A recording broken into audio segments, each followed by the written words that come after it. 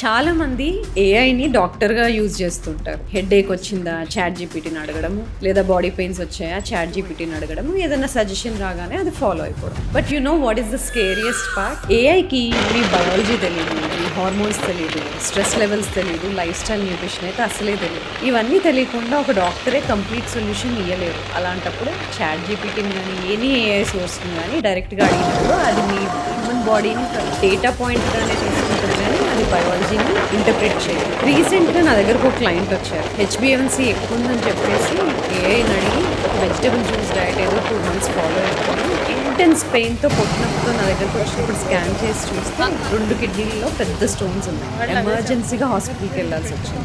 AI చాలా పనులు చేయగలదు. ఇంకో ఈజీ ఎస్సే రాయగలదు, మీరు అప్లోడ్ చేసిన టెస్ట్ రిజల్ట్స్ని ఈజీగా ఎక్స్ప్లెయిన్ చేస్తుంది. బట్ హ్యూమన్ బాడీ అనేది ఒక డేటా కాదు, అదొక లివింగ్ బయాలజీ. మనం every minute, every hour, every day మన